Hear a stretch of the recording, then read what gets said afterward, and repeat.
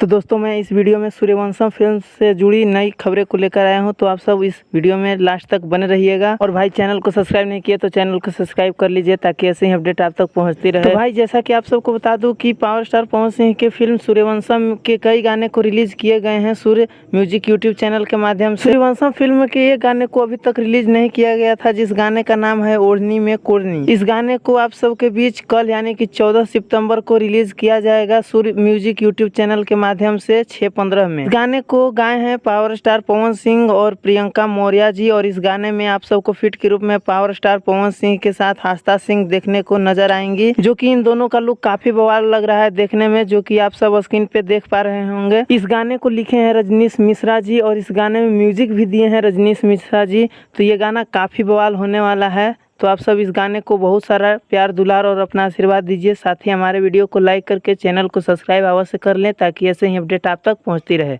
धन्यवाद। और भाई हो सके तो वीडियो को शेयर अवश्य कर दें।